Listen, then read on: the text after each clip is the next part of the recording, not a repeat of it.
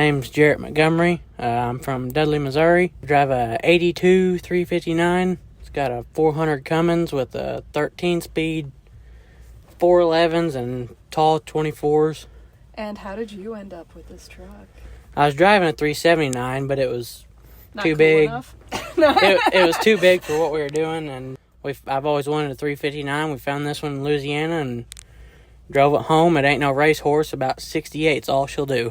I feel you. Mine barely goes 65. I can haul about 54,000 with it because the spring ride's pretty light compared to the air ride. So it does the job. I get about 6 miles a gallon. What do you haul? I haul a lot of fertilizer, a lot of rice. From time to time, I haul a flat load of steel on a flatbed, but that's about it. And how long have you had this truck? I've had this one for probably about a half a year. So you drove it through the winter? Yeah. And did it live up to all your expectations? Yeah, done everything just fine. I like this better than the 379. Any particular reason? I like the small cab. Okay. Well, some people complain that there's no room in here, but I think this is just fine. Yeah, it's fine. There's plenty of room in here. What is your absolute favorite thing about driving this truck? I like the dash. Mm-hmm. That's probably my favorite. Did you add all the glitter extenders here? I did. I had every piece of chrome on it. We got it. It was bare. It had a baby blue frame.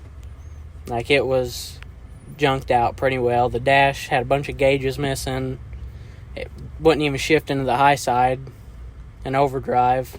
A lot of the interior pieces was gone and just a bunch of random stuff, which we didn't have time before the show to put the fender on, but we have a new fender and a piece of the hood for it, so probably after the show it'll get a new set of fenders and maybe even the whole truck painted. I'm not real sure yet. Well, speaking of the chrome and everything, where did you find the hat holder?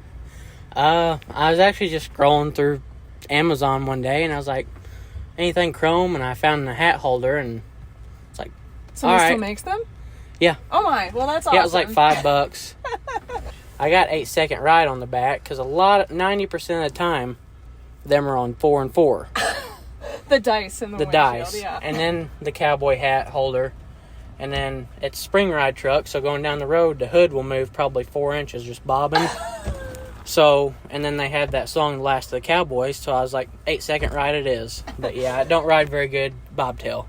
And you're a young person. I am. I'm 20 years old. Just like your neighbor here. Yeah.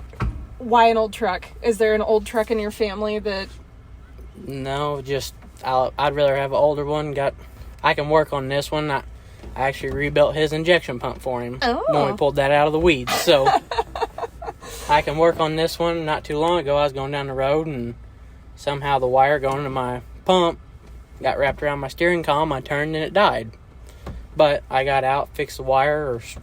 I was on the middle of the road, so I got out and screwed my fuel button in and got it on off the road and then fixed my wire and did it ever since. How did you learn all about old trucks? Is someone in your family a trucker? My grandpa. Mm-hmm. He's been trucking since he was probably my age. And I used to go with him a lot when I was a kid, and it just kind of stuck. And how about the mechanical side? Did you start working on them when you were young, too, and you just learned as you went? I was 10 years old pulling axles out. I look forward to seeing what you do. Hello, 19. Woo! I look forward to seeing what you do with it, and the fact that you have so many old school things in here is absolutely awesome. So I hope all of the older people watching this realize that young people do know things about old trucks. Yeah. Just because we weren't alive, 40 years ago doesn't mean we don't know how they work. Yeah. So, amazing. Thank you. No problem.